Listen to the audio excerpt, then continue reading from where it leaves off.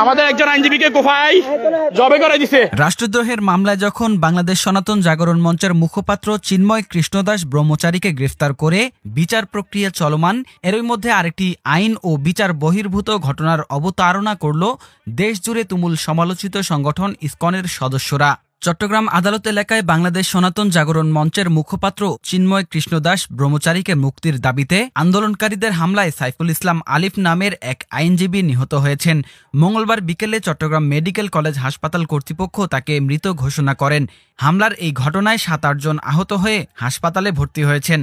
ঘটনার সত্যতা নিশ্চিত করেছেন চট্টগ্রাম আদালতের সহকারী public prosecutor Mohammad advocate Enamul Haque. তিনি গণমাধ্যমকে বলেন, সাইফুল ইসলাম আন্তর্জাতিক ইসলামী বিশ্ববিদ্যালয়ের ছাত্র ছিলেন। তিনি ২০১৮ সালে জেলা আইনজীবী সমিতির সদস্য হন। পরে তিনি হাইকোর্টের আইনজীবী হিসেবেও নিবন্ধন পান। অ্যাডভোকেট সাইফুল ইসলাম আলিফ লোহাগাড়া উপজেলার চুনতি এলাকার বাসিন্দা। তার বাবার নাম জালাল উদ্দিন।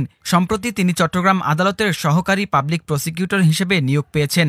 অ্যাডভোকেট মুক্তার উদ্দিন সাগর নামের এক আইনজীবী জানান, আমার চোখের সামনে অ্যাডভোকেট সাইফুল ইসলাম আলিফকে কোপানো হয়েছে। পুলিশের একটি সূত্র জানায়, বিকেল 3:45টার দিকে ইসকনের অনুসারীরা আদালত এলাকায় বিভিন্ন প্রতিষ্ঠানে হামলা শুরু করলে আইনজীবী সাইফুল ইসলাম তাদের বাধা দেন।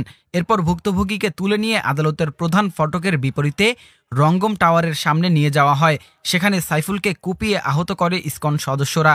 গুরুতর আহত অবস্থায় সাইফুলকে উদ্ধার করে চট্টগ্রাম মেডিকেল কলেজ হাসপাতালে ভর্তি করা হলে কর্তব্যরত চিকিৎসক তাকে মৃত ঘোষণা করেন। চট্টগ্রাম হাসপাতালের নতুন পরিচালক ব্রিগেডিয়ার জেনারেল মোহাম্মদ তসলিম উদ্দিন গণমাধ্যমকে বলেন, চট্টগ্রাম আদালতে সংঘর্ষের ঘটনায় ৭-৮ জনকে হাসপাতালে ভর্তি করা হয়েছে। তাদের মধ্যে একজনকে মৃত ঘোষণা করা হয়েছে।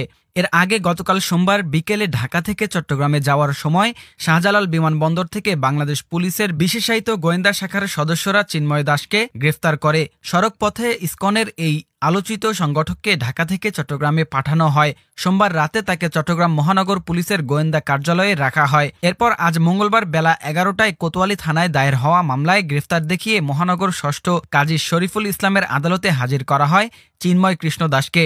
আদালত জামিন নামঞ্জুর করে তাকে কারাগারে পাঠানোর নির্দেশ দেন।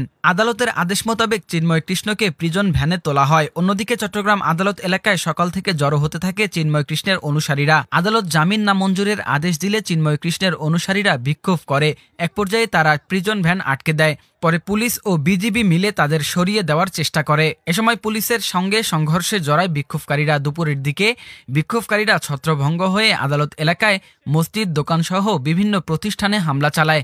এ সময় বেশ কয়েকটি মোটরসাইকেলও ভাঙচুর করা হয়। একই সঙ্গে আইনজীবী সহ বিভিন্ন লোকের উপর হামলা করে চিন্ময় কৃষ্ণের অনুসারীরা। সর্বশেষ সন্ধ্যা 6টার দিকে পাওয়া খবর অনুযায়ী চট্টগ্রাম আদালত সহ আশপাশের এলাকায় থমথমে অবস্থা বিরাজ করছে। ওই এলাকায় বিপুল পরিমাণ আইনশৃঙ্খলা বাহিনীর সদস্যদের মোতায়েন করা হয়েছে। আইনজীবীদের একটি অংশ তাদের সহকর্মী হত্যার প্রতিবাদে বিক্ষোভ করছেন। অন্যদিকে চিন্ময় কৃষ্ণের অনুসারীরা মুখোমুখি অবস্থানে রয়েছে। কোতোয়ালি থানার ভারপ্রাপ্ত কর্মকর্তা ফজলুল কাদের বলেন, বিশৃঙ্খলাকারীদের আইনের আওতায় আনা হচ্ছে।